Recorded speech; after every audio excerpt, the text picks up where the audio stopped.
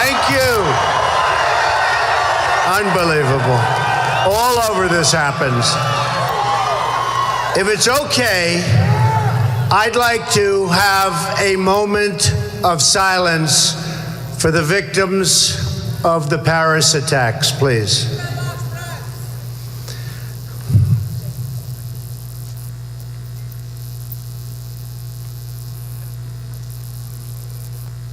Thank you very much. Terrible. Terrible. What's going on is terrible. And when you look at what happened in that case, it was just reported, one from Syria. Our president wants to take in 250,000 from Syria. I mean, think of it, 250,000 people. And we all have heart, and we all want people taken care of and all of that. But with the problems our country has, to take in 250,000 people, some of whom are going to have problems, big problems. And when you look at Paris, you know, the toughest gun laws in the world, Paris. Nobody had guns but the bad guys. Nobody. Nobody had guns. And they were just shooting them one by one. And then they broke in and had a big shootout and ultimately killed the terrorists. And I'll tell you what, you can say what you want, but if they had guns, if our people had guns, if they were allowed to carry,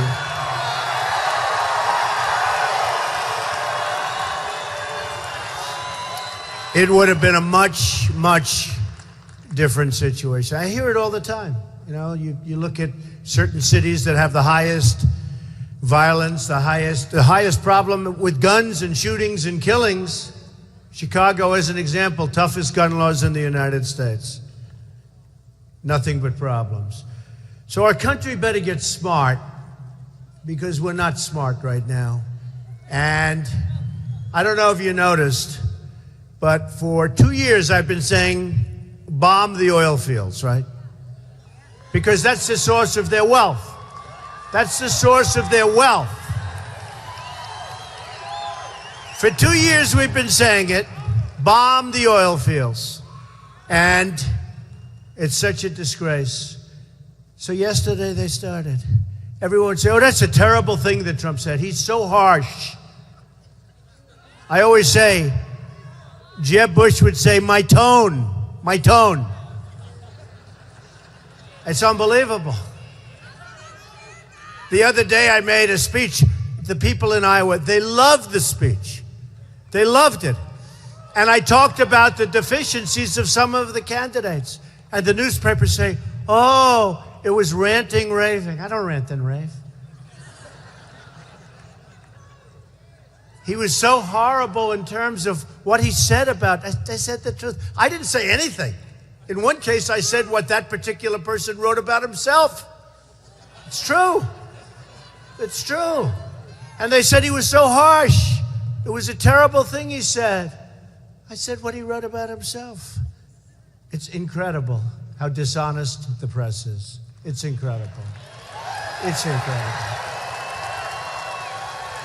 Absolutely incredible. I wanted to, you know, we're going to be talking about the wall because we're going to build a wall. It's going to be a big wall.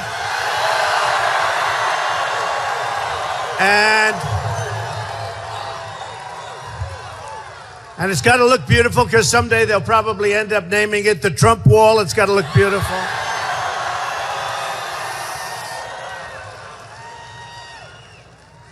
And people will come through the openings in that wall, and we'll have a few of them, and they'll come in, and they're going to come in legally into our country, and that's what we want. And people that are here illegally are going to have to go, and you know what? Someday they'll come back, and they'll come back through the legal process, and that's what we all want. And I just want to say, because I'm going to bring some very, very special people on stage, but I just want to say that when I announced that I was going to run for president, I made some statements that were very strong, but very true, very true. I talked about illegal immigration. And I took a lot of heat that first 2 weeks, and then people found out I was right. And I will tell you, it's become a very big subject in this country. It's costing us $250 billion a year. Nobody knows that. Nobody talks about that. We'll talk about China. We'll talk about trade. We'll talk about a lot of things later. But it's costing us at least $250 billion a year. Tremendous problems, tremendous crime, and nobody disputes it. When I said it, they all said, oh, that's terrible.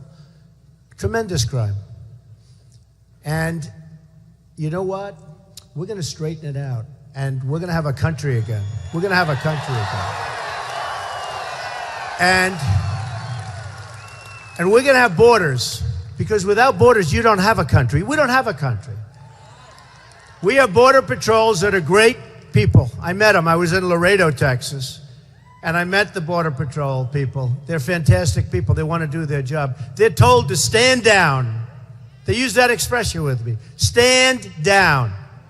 And we want you not to do, and these people are walking right through, and they're standing down. They're holding their weapons. They're holding everything. They're amazing men and women. Stand down. People walk right into the country. And you know, in other countries, you can't do that. By the way, in Mexico, and I love Mexico. It's a great place. They have strong leaders. They have smart leaders. They have smart people. If you want to become a citizen of Mexico, it's the hardest country in the world just about to become a citizen of. But over here, come on in, folks. We're a bunch of dopes. Come on in. Come on in. Come on in. You know the whole thing about the anchor babies. You have a woman, she's pregnant, walks onto the United States, has the baby. We take care of the baby for the next 85 years. So, not going to happen. And I was right about it. 14th Amendment doesn't say that. You walk in illegally, you have a baby, the baby doesn't stay. And they said, oh, you need a whole new constitutional amendment. It would take years and years and could never be gotten. You don't need that. You know that. I turned out to be right. The great legal scholars have said he's right. So you don't need it. But before we go further, I just met these people backstage, and they've been very nice to me because I've been very nice to them, because I've been saying what's been going on. And there are many others that I've met. This is a few. The Remembrance Project, where people's loved ones were killed by illegal immigrants, people that were here, violently killed. One of the men, I became sort of a friend of his, Jamil. He had a son, young football player, good. He was applying to Stanford. He was a quarterback. Great kid, never had a problem in his life. A great young man. And he went to the deli, and he came back home, and he was violently shot in the head many times. And his father heard the shots outside. One of the saddest stories. And he told the story. I was talking to my boy, and my boy said, I'll be home in 5 minutes, Pop. I've got you a sandwich from the deli. And he's walking home, and the father, Jamil Shaw, the father heard shots right outside. And it was a guy shooting his son in the head. And then his son laying on the ground is like this. And he shot him through the hand with the .45, which is obliterated his hands, everything. Killed instantly. And the father lay down on the sidewalk, couldn't believe what happened. Couldn't believe it, said this couldn't happen. And he's just a great guy, and he's not here today, but other people are. And I'd just like to bring them, the Remembrance Project. These are amazing people. Come on up stage, folks.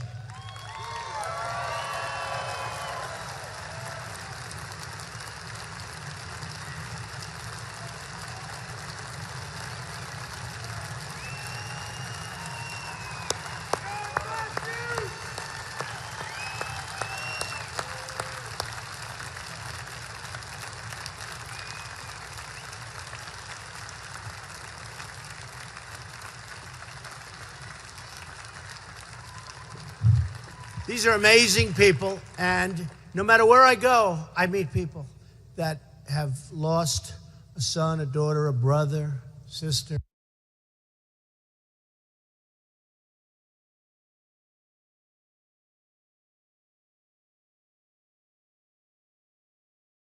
Their mothers, and so many. Recently in California, we had a veteran, a 66-year-old veteran.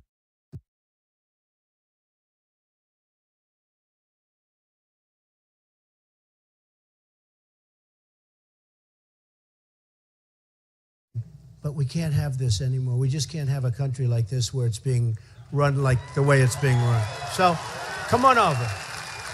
Say about your boy and what happened. Real. Thank you, Mr. Trump. My name is Laura Wilkerson, and my son Joshua was 18. He was asked for a ride home by someone we found out later was illegal. He beat him in the head with a closet rod. He strangled him, let him go, strangled him, let him go. He kicked him in the stomach so hard that it sliced his spleen in two. And after he finally murdered him, he tied him up like an animal, threw him in a field, and set him on fire. It's something you don't want to live through. The list is on and on. Thank you, Mr. Trump, for bringing it out, and the media is finally picking up on it. It happens every single day. It happens every day. I want to say just one thing. Don't forget Brandon Mendoza, Dominic Durden, and Drew Rosenberg. They're not here today, but there's a long list of names. Thank you. Thank you.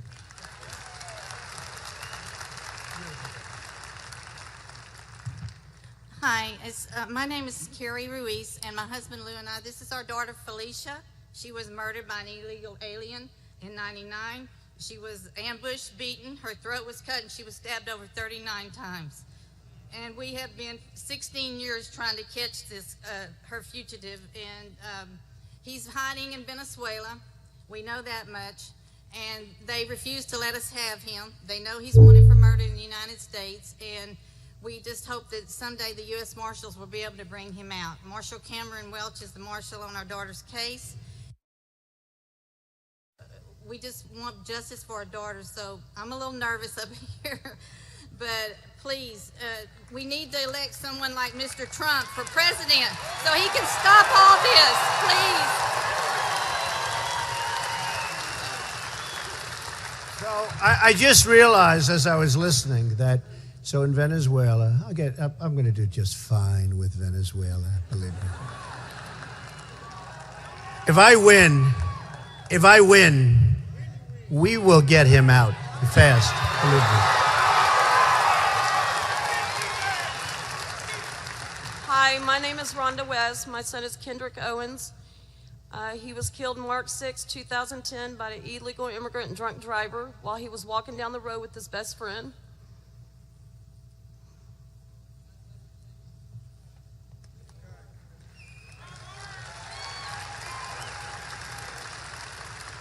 I want to thank you, Mr. Trump, for everything you're doing, and you're our only hope.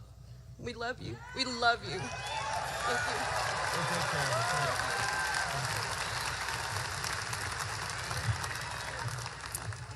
My name is Debbie. My brother David was killed in March by a drunk illegal immigrant. It was a hit and run.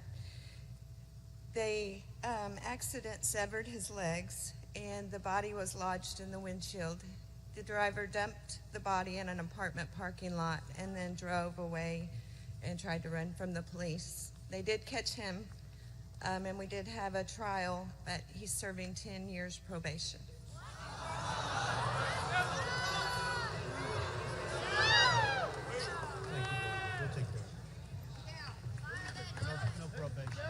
My name is Dan Govach. I'm the father of Spencer Govach. This is my son. He was 25 years old. January 31st this year, he was sitting at a red light in the neighborhood that I grew up in. An illegal alien from Mexico that had been deported 4 times, had a rap sheet that included felonies, assaults, and burglaries, and had been in our federal prison system for 5.5 years. Pulled up to a red light, randomly picked my son out, blew his brains out, went on and shot 4 more people. Listen, this is the result of politically correct politics. They have no problem sacrificing your loved one, your child, for the advancement of their own little agenda, but they will PC you into the ground. And I want to thank Mr. Trump for standing up and saying the things that need to be said that no one else is saying.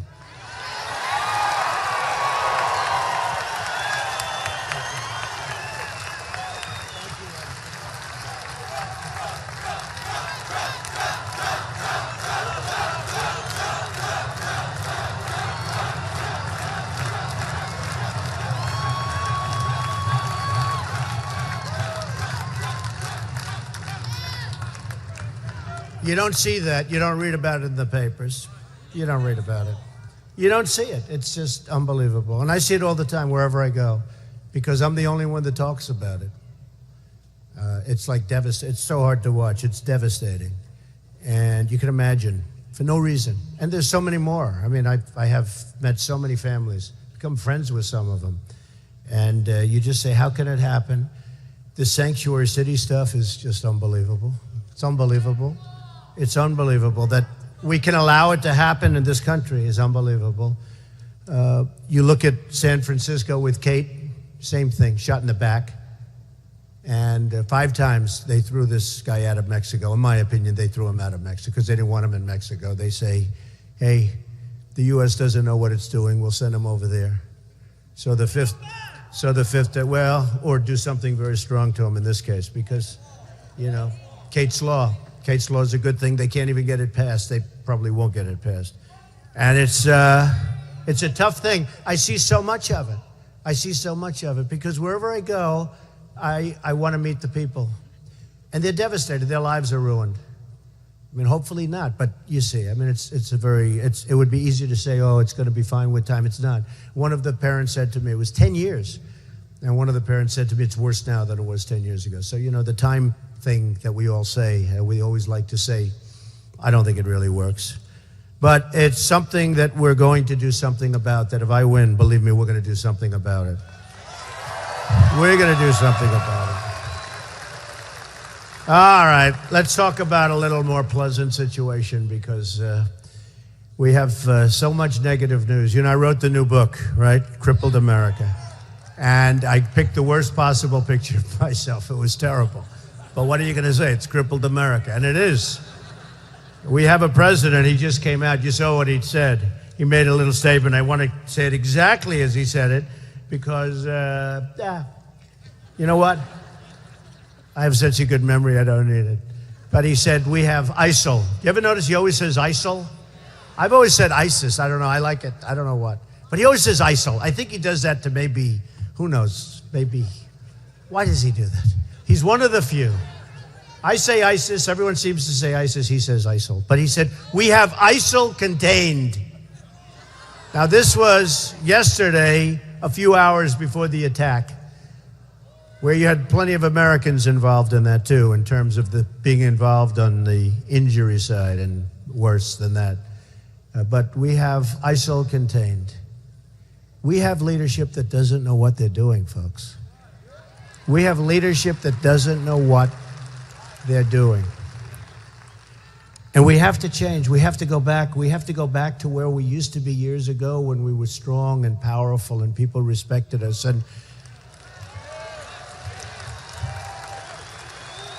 And when you had a Sergeant Bergdahl who's a traitor, he was shot for being a traitor. He's going to get nothing. And we trade Sergeant Bergdahl for 5 of the biggest killers that they want right now back on the battlefields. They're back on the battlefields.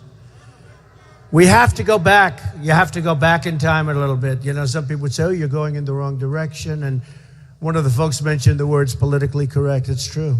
It's true. You know that in terms of Remembrance Fund, when I was with a group about 2 months ago, when they heard that one of their sons was shot and killed instantaneously, the police, who I love, the police are the greatest. I'm with the police so much. Their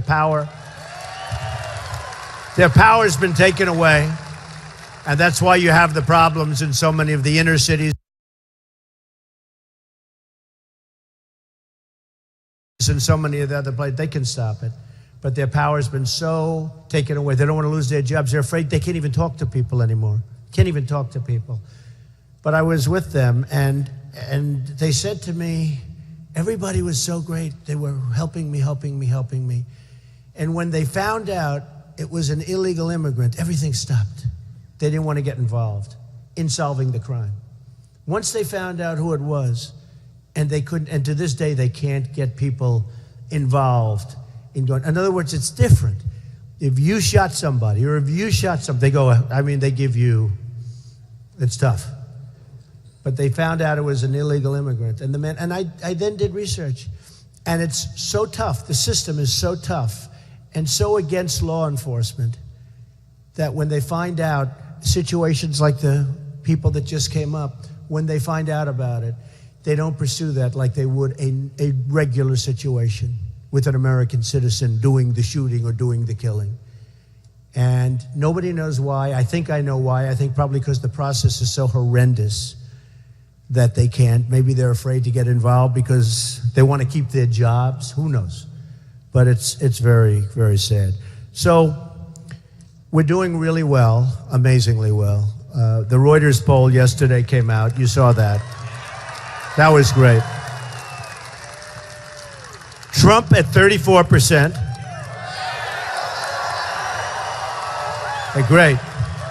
Carson at 19%. Rubio at 9%. And Cruz at 7%. He's been very nice to me, by the way, Ted Cruz. He has been. In Florida, Trump 37%. How good is that? I mean, think of that. Rubio 16%. He's the sitting senator. So I'm at 37. He's at 16. That's pretty good. That's pretty good. That one just came out. Here's what you're going to like the best. Trump is leading in Texas. Does that sound good? That's what I like. You know what I also like? In one of the national polls, best in foreign policy. They have me down in foreign policy as best. Okay, so I wrote a book, The America We Deserve. And in the book, it came out in 2000. I talk about a terrorist named Osama bin Laden. Now, this is before the World Trade Center came down by a couple of years. Somebody said like 18 months. But I talk about Osama bin Laden in the book. And one of the big moderators on one of the morning shows heard about this, said, let me see that book. When was it written? 2000. Well, wait a minute. Trump was talking about Osama bin Laden in 2000. That was before the World Trade Center came down. He took it down. It was his people. Wow. And the guy goes, wow, that's amazing. I'm really pretty good at this stuff. I'm telling you. I'm telling you. You know, another thing just happened, and that's the oil. You know the way I've been saying, go after the oil, go after the oil. And everyone's saying, you can't do that. You're going to hurt the infrastructure of the oil. Hey, we're in Texas. I've seen what those companies and your companies can do in about 12 minutes. They'll rebuild that infrastructure so fast with you folks building it. It's incredible. So fast. They'll build it so fast and so good. Just bomb the hell out of it. And so everyone said no. Because, you know, I was seeing where they get most of their money. ISIS. They get most of their money from oil. Some in Iraq, some in Syria. Somebody say, oh, you can't bomb Iraq. That's a sovereign nation. Do me a favor, bomb them. Sovereign nation. Sovereign nation, you know what that is? Sovereign nation, sovereign crooked nation. They were supposed to take everyone in. They didn't take everyone in. They wanted to run it all themselves. That's what happened. That's how ISIS formed. Okay? That's what happened. And ISIS turned out to be a lot tougher than they are. So they have oil, and that's where they get most of their money. They also get it from banking sources, and boy, am I good at banking. I would come down on those sources. Oh, there's never been a presidential candidate that knows banking like Trump, believe me. Believe me. They get a lot of money from banking, a lot of money through different channels of banking. And you can say, believe me, that problem can be solved quickly. But I said, bomb the oil, take away. And for 2 years, how long have I've been saying it for 2 years? It's almost like I stopped saying it because everyone was saying to me, oh, you can't do that. You can't do that. Why? They didn't know why, but they just said you can't do it. So yesterday, they started bombing the hell out of the oil. And I said to myself, I wonder if I'm going to get any credit for that. And actually, a number of people called. Jake Tapper was one from CNN, sort of saying, wow, they did what you said they should do. And I had 3 or 4 big anchors call, said, wow. I said, tell me, are you going to say it on the air or are you just saying it to me?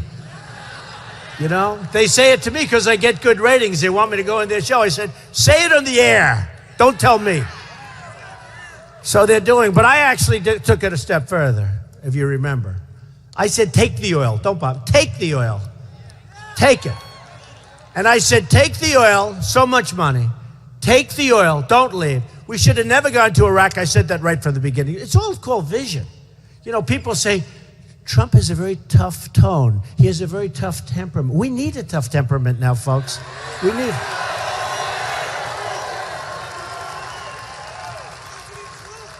We don't need a pathological temperament. We need a tough temperament. We have to have it. But I'll tell you, we need a tough temperament. But if you remember, and in 2003, 2004, I said, you're doing a mistake with Iraq.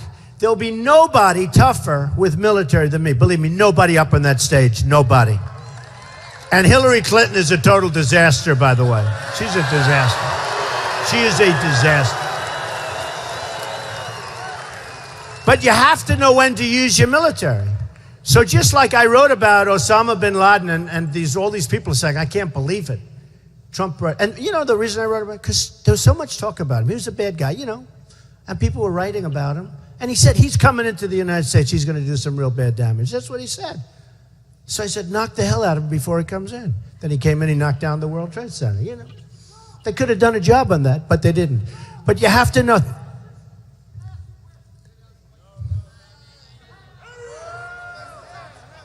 I don't even know if he's a friendly guy or not, probably. But you know what? I'll tell you. So you have to know what to do. You have to know when to do it.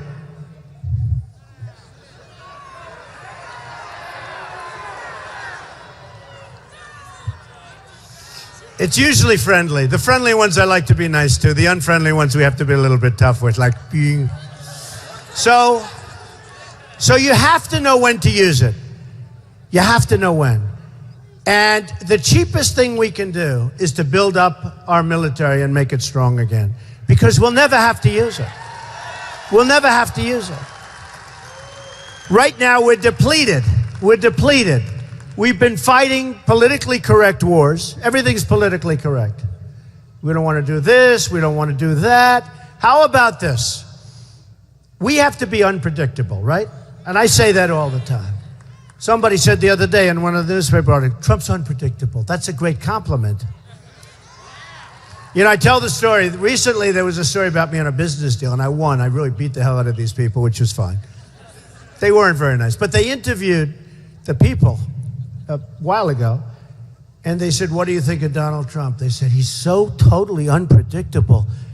And I beat them because of unpredictability. Now, sometimes you want to be unpredictable for your own reasons, and it's purposely unpredictable. Not like you don't know what you're doing, but you got to be a little bit unpredictable in life. And they said, he beat us because we couldn't figure him out.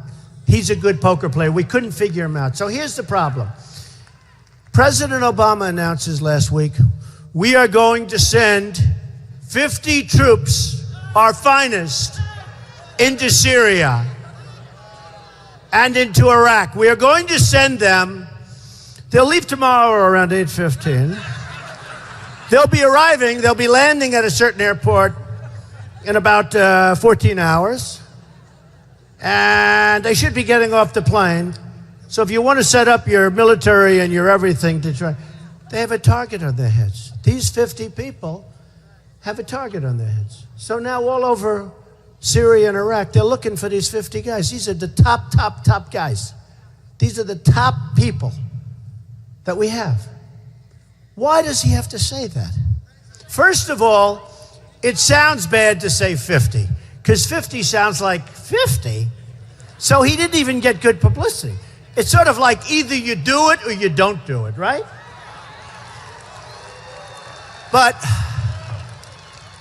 But these are 50 of our absolute finest. Why does he have to say that we're sending them? Why couldn't he just send them?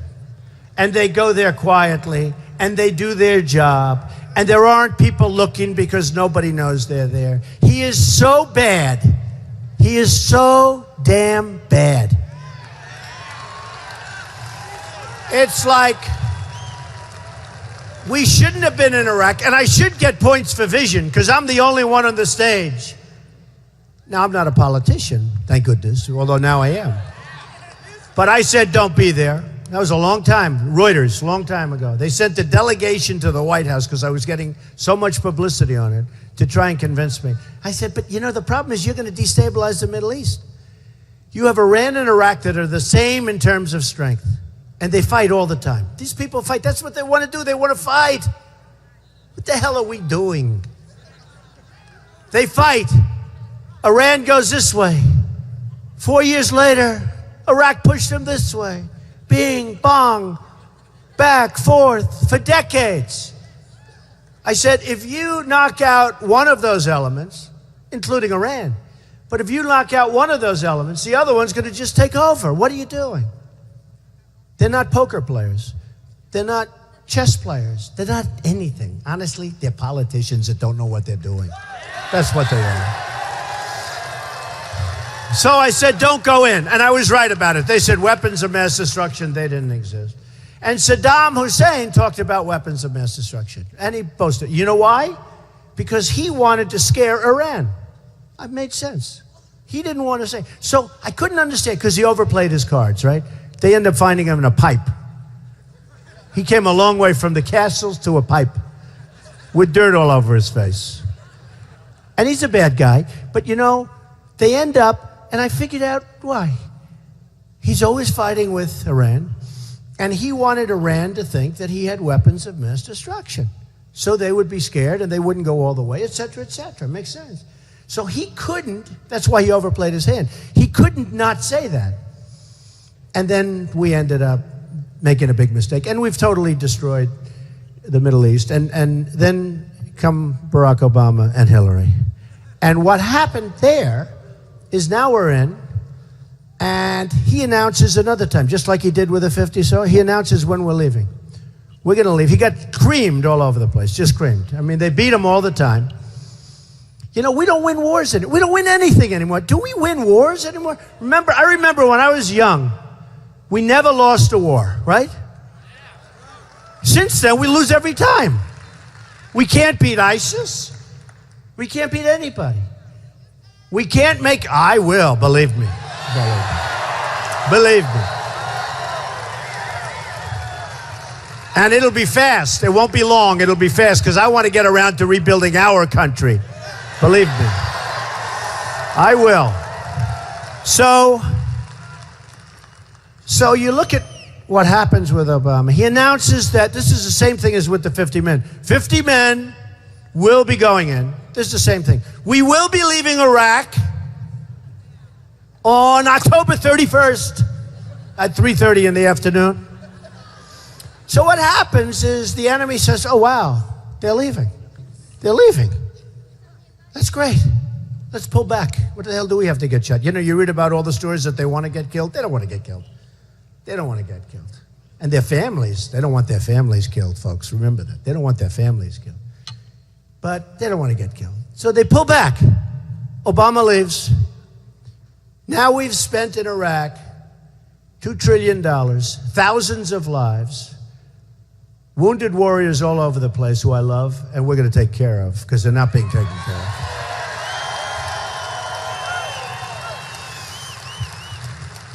So Obama made a mistake. See, he's totally predictable. He's totally predictable. We're gonna send the 50. We're gonna take them out here. Now, if he would have said, we're never taking them out, we're gonna build up, even if he didn't do it. And I know the press is gonna say, well, Mr. Trump would tell a fib. He would tell a fib. I don't tell a fib. Why would they ever say that we're taking the people out when they took them out? So now the enemy would say, if it were me, I would say, we're not going anywhere, fellas. You're going to suffer for the rest of your lives, and your children, your grandchildren, everybody. And they're going to say, oh, man, this guy's frickin' crazy. We give up. We give up.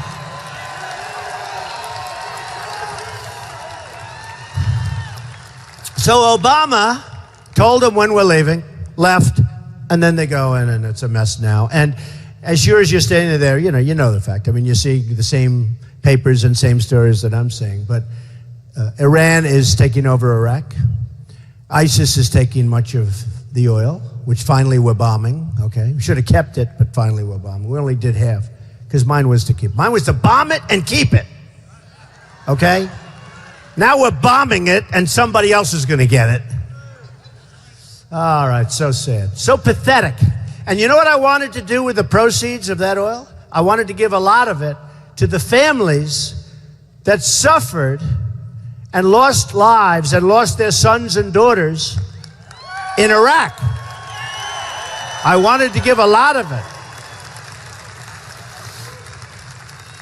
And by the way, if you gave each family $1 million or $2 million, that's peanuts. You'd have so much money left over. Give them more than that. But you could give them a lot of money because they suffered. And what do we have for it? What do we have for it? So I was going to give, and this was another thing. People said, oh, well, you can't do that. Of course you can. You can do anything. You can do whatever you want to do. You can do anything. You can do anything. And I wanted to give that money, a lot of it, to the families that lost sons and daughters, and to the wounded warriors who don't have arms and legs, and they're braver than all of us put together. Wanted to do it. So anyway, so just to finish off, so the polls. So they said best in the military and foreign policy. That was a great honor for me, because a lot of people think that I'll be the best in jobs by far. I will be the greatest that God ever created, believe me. I'll be good. And they have me best in the economy, not like by 1 point, by like 50 points. On one of them, I think I was at 72, and number 2 was at 9. That's a big difference. And they have me by far best in leadership.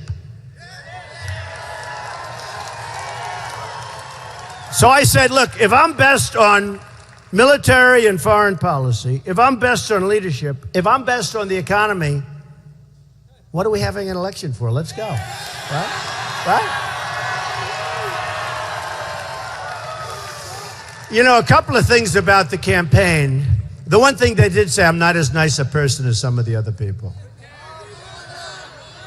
And I told a woman, and I actually am a nice person, but I told a woman who said that. She said to me, Mr. Trump, I'm voting for you. I love you, but are you nice enough to be president? I said, let me tell you something, ma'am. I'm glad you voted for me, and I am a nice person. Believe it or not, I'm a nice person. And I have a lot of good relationships. But I will tell you, especially with the people, you know, we have a good relationship. But I will tell you this, I really believe it doesn't matter, because I think this is going to be an election based on competence. We need somebody competent. Really competent. And I'm really competent. And we need people that are, like Carl Icahn endorsed me, the great businessman. He's worth a fortune. He's a great negotiator, one of the great negotiators. Other people are endorsing me, the biggest businessmen. Some of them are endorsing me, don't even like me, but they know I'm really smart. I do what I do. I built this incredible company. Remember when I filed the papers, everyone said, oh, he'll never run, because maybe his company's not as big. Well, it turned out to be much bigger, much better, much stronger. They can't believe it. You never heard anything about it since I filed. They were down there, hundreds of them, looking over the papers. Oh, my God, he's really much bigger than we ever thought. He built an unbelievable company. They were down there. They say more people were down looking at those papers. Almost 100 pages of financials. An incredible company, very low debt, tremendous cash flow. The press was devastated. Right, fellas? Were you devastated? They were down. They were devastated. And I tell you that not to brag about my company, because it's a private company. Nobody knows what I have. It's a private company. It's beautiful. That was really a big opening for me. I mean, for me to run for president, it's not an easy thing. All my life I've heard, if you're a very successful person, you can't run for president. I understand what it means, because They make you, they lie, and they cheat, and they're dishonest. You know, many of them. Many of them. I had a story recently where I went up in the polls, I'm leading by a lot, and the story was, when will Trump leave the race? Like, one of the commentators in the morning, good guy, Joe Scarborough, he always jokes, well, Trump went up in the polls, that means I guess he's leaving in the race. He's leaving. Let me tell you, I'm not leaving, folks, ever. I'm not leaving. Ever. I'm not leaving. We're going to win. We're going to win. I think we're going to win. But you know, these pundits who are worthless, you know, George Will, the guys, I mean, these guys they're worthless. They said, he will never run. He's got the personality of that piece of concrete. He goes, he will not run. He will not run. Then I announce I'm running. He will not file his paper. He will not file Form A. Form A is the first filing where you sign your life away. Then I file Form A. He goes, oh, well, he will not file his financials. And if he does, they will never be filed on time because he's probably not as rich as people think. So I was one of the only ones that filed ahead of schedule. In fact, I have to be honest, my financials were so good that I hadn't really decided on running because it does take guts, I have to be honest. Not the kind of guts those people had who I just brought up here. Not the kind of guts the wounded warriors have and the vets have. I tell you what, I don't have that guts. Those are real guts. But it takes guts to run. It takes guts to run. But then he said, he won't file. So they turned out to be good.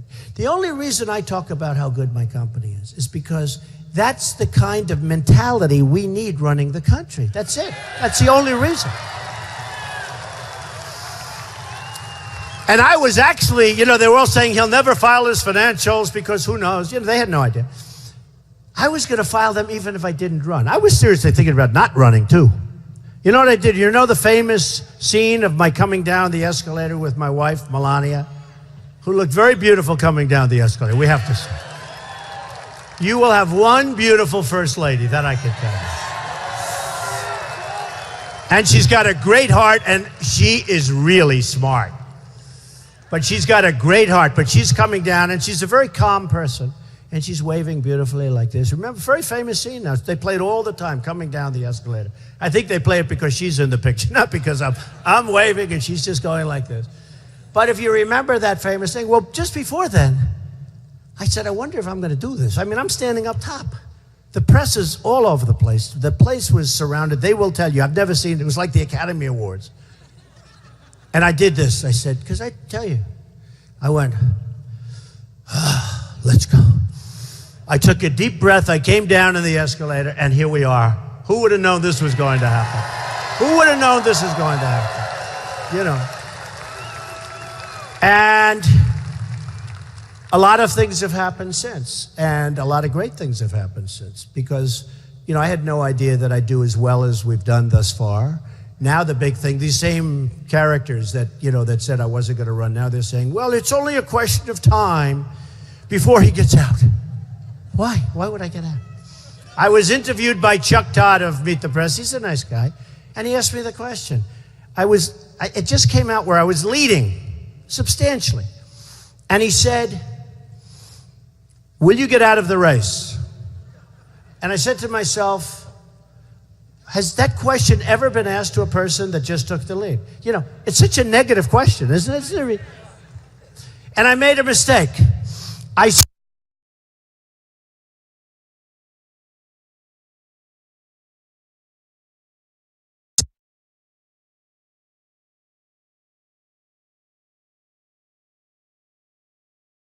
in the polls, and people didn't want to see me anymore. So you'd have 100 people show up when you used to have 1,000 or 2,000 or 5,000 like today. Or you wouldn't do well. Yeah, I mean, I'm not a masochist. I think probably I'd go out.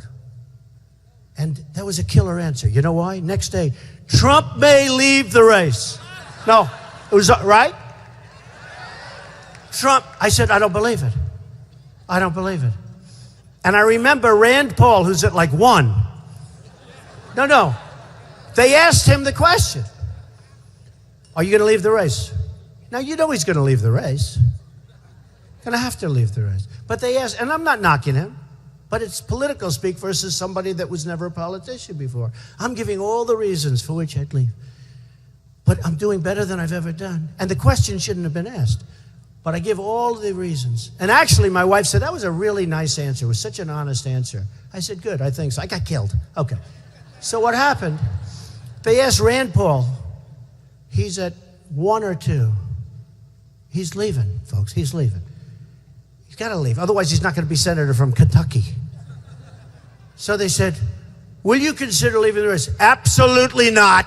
I will not leave the race. There was no story. They asked a couple of other guys. They're at 0. Are you going to leave the race? No, you know it's good. They're at 0 and they have no money. Other than that, they're doing very well. Right? No, they're at 0. I saw it the other day. They asked Lindsey Graham. He's in 2 in South Carolina. I'm at 38. He's the sitting senator. No, think of it. They said,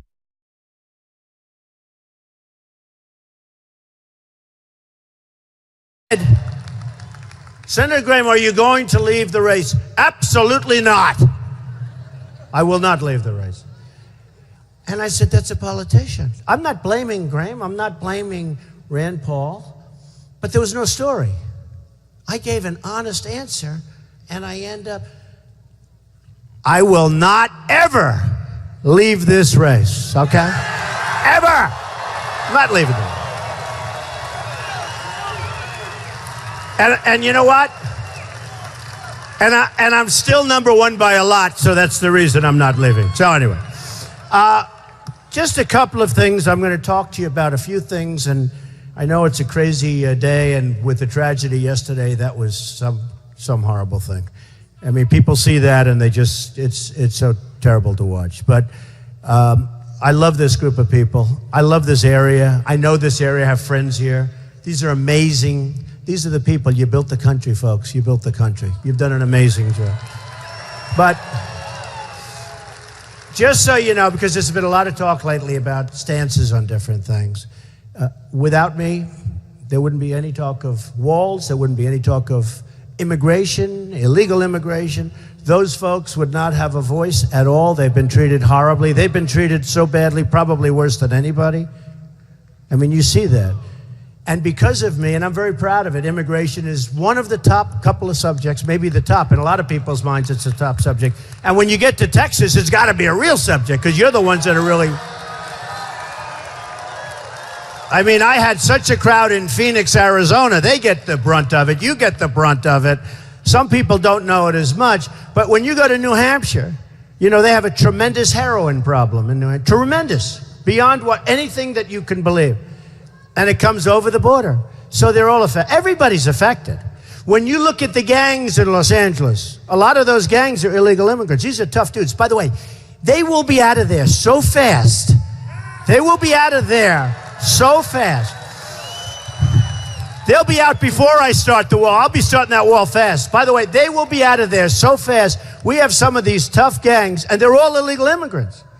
And those guys have got, and we're not going to put them in our jails. I know a lot of people would say, we're going to put them back, we're bringing them back to the country they came for. Let them use their jails, okay?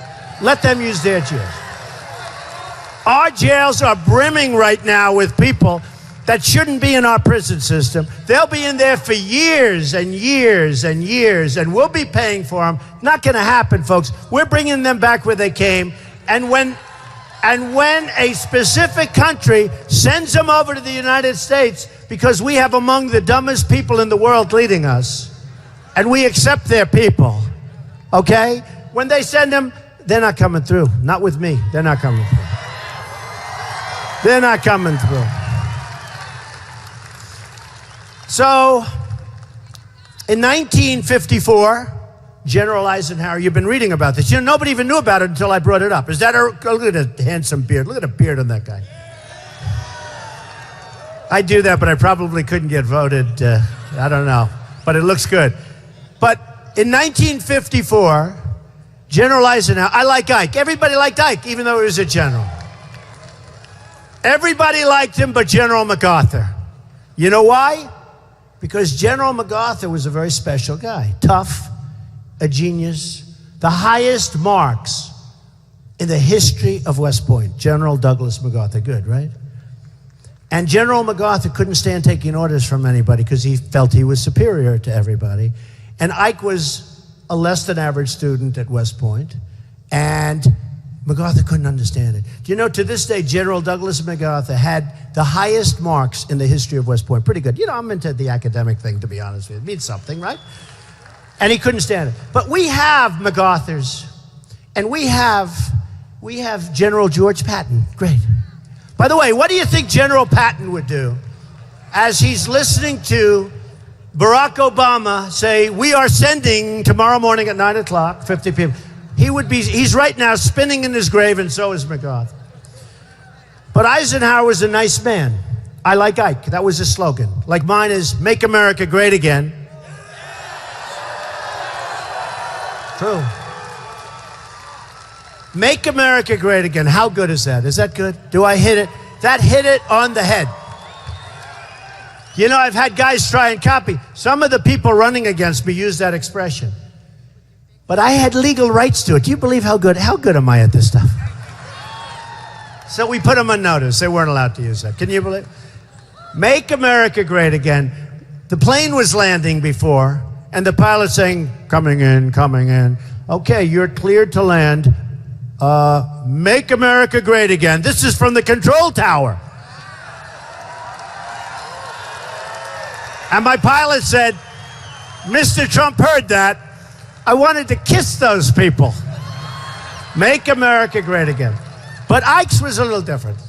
I like Ike, because he was a lovable guy. He was a nice guy. But despite being a nice guy, they had a problem with illegal immigrants. No, nothing changes. They had a problem. So they moved out 1.5 million illegal immigrants, right? They moved them out. They were having a tremendous problem with jobs. You know, jobs is a big thing.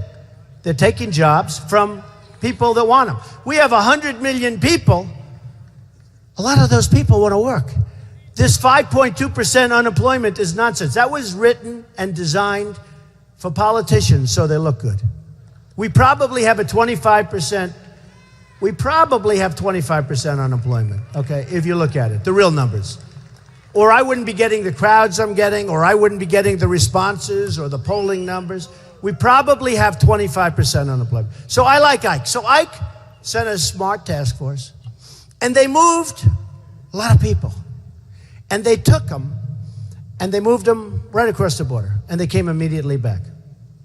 And then they moved them again, and they came back. They say, this isn't working. They keep coming back. Then they moved them all the way south, and they never came back, you know. Now, it's rough stuff. Today, it's harder to do things like that. But they didn't even think about it. They said, no, they're here illegally. See, those days, they are here illegally. Illegally! Not legally, illegally.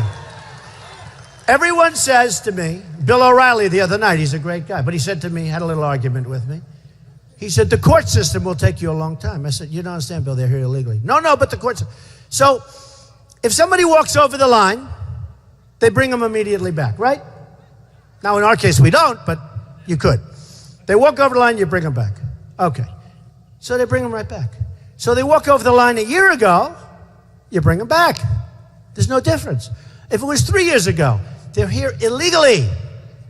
They're here illegally. And everybody said on the anchor baby, I was wrong. They said, if you have a baby here, and I discussed it. And then I turned out to be right. This is the same thing. The anchor baby, you can't have a baby here if you're here illegally, have a baby. Now, you're going to have some court cases. But believe me, I win. If I'm president, I guarantee I win. I win on the anchor baby. And I win on this too. Because no, I don't want to go through a court system every time you want to bring an illegal person out. I don't want to go. I know more about courts than any human being on earth. Okay? And I don't want to go through a court system with the lawyers and the problems. But they're here illegally. We're bringing them out. That's all. That's all. Now, let me tell you what happened with Eisenhower.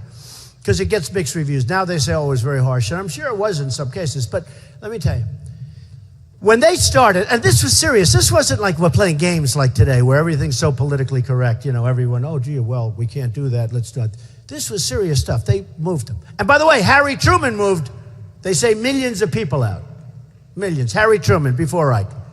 Move millions of people. Nobody talks about this. They say what a bad guy I am, how it doesn't work. It does work. It does work. And I want him to come back, by the way, just so you know. I want to make it clear. I want him to come back, but I want him to come back legally. And if we need workers for the grapes, and I'll say this, because a lot of people say the grapes are grapes, and I don't think any of you guys are going to be picking grapes, okay? I really don't think so. I want to be picking the pockets of Wall Street, but not grapes.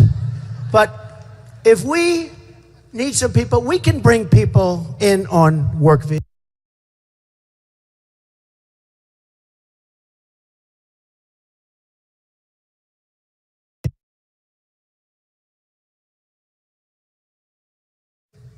Get caught or whatever. You know what happened? They moved themselves. They moved themselves. They said, oh, wait, they're going to come to us next week. They're going to come to us in a month. They all moved back. Millions of people left. Millions of illegals left. They left of their own volition. Not that stupid Romney stuff with self-deportation. I mean, how...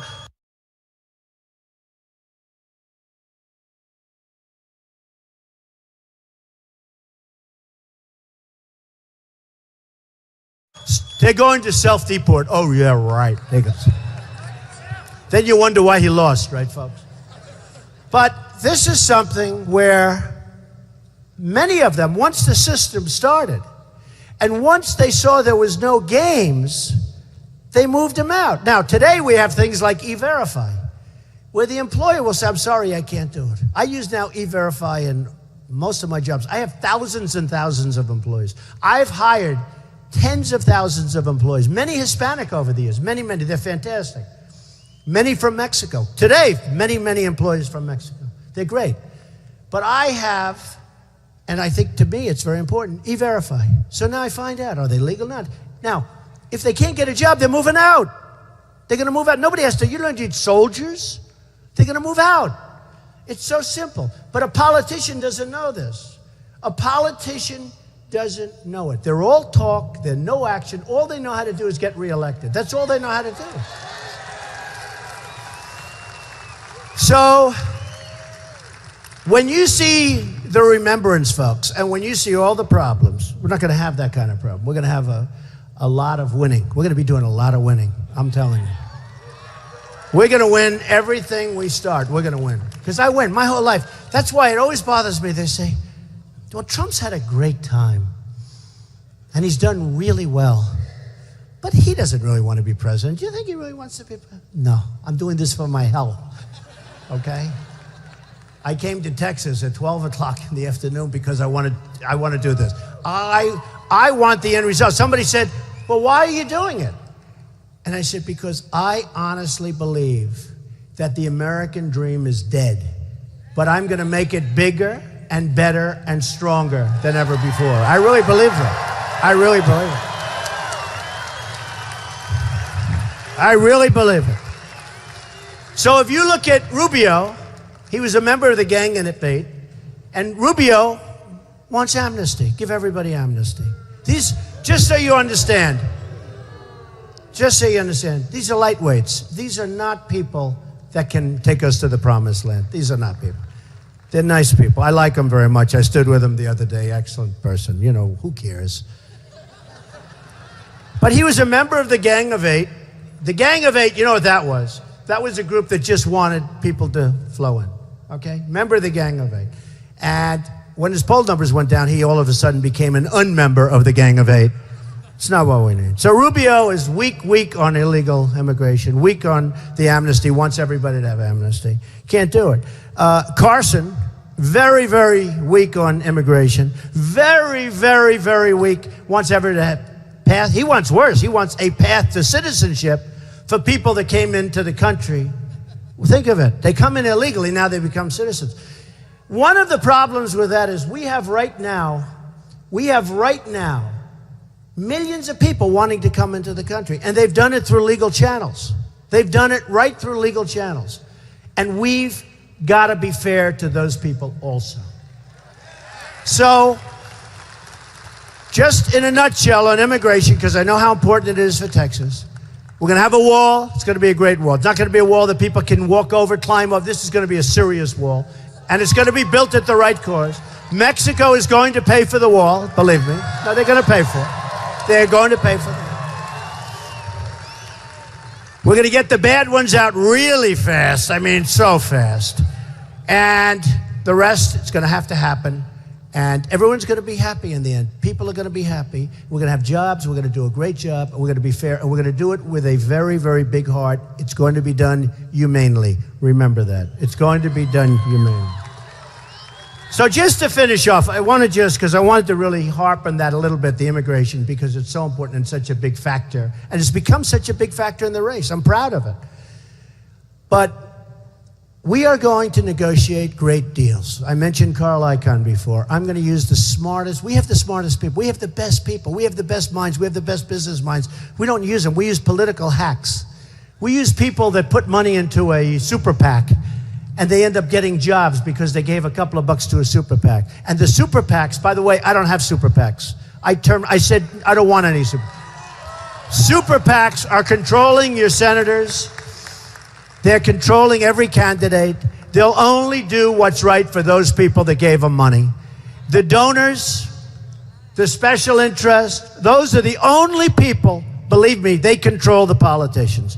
Nobody's given me any money other than the small donors where, frankly, if people send in $25 and $50, I have to take the money because it's not that it's a lot of money. If you send that money back, it's so and so. How do you send it back? We don't want your money. So I take small donations, small, and I say, that's fine, because that's like an investment in the country. But it's peanuts. But, so I don't take any money. I'm putting my own money. I'm funding my own campaign. I'm spending a fortune. And I am spending, but so far I haven't spent that much. So far, listen to this one. This is a stat that some people like and some people say, maybe it doesn't sound good, but I like it. The business people will like it. So far, I've spent less money than anybody else, and I've had the best result of anybody else, right? Isn't that beautiful? Isn't that beautiful?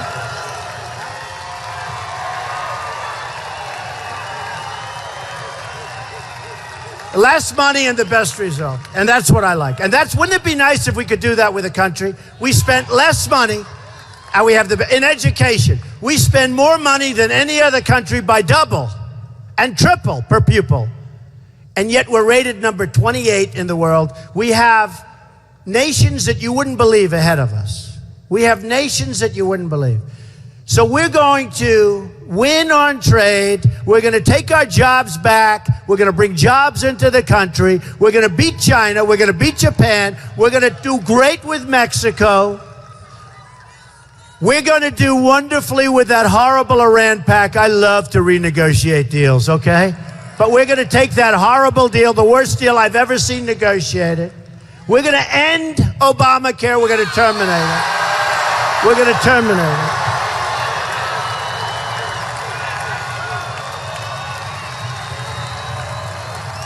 We're terminating Obamacare. We're going to replace it with something that's far better, far less expensive for you and for the country. We're going to replace it with something that's really good. And the insurance companies will not like me because right now they are making a fortune. And your rates your premiums are doubling and tripling. They're doubling and tripling. They're going up 45, 55, 60%.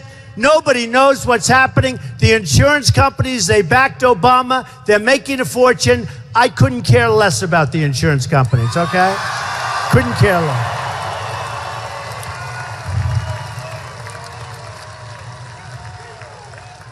So we're going to start winning again. We're going to win so much. I sometimes joke. I say, you're going to win so much, you're going to get sick of winning. But the truth is, we never get sick of winning. We never get sick of winning. We're going to win so much. You're going to be so proud of this country. You're going to be so proud of your president. And I love you all. Make America great again. Thank you. Thank you. Thank you. Thank you.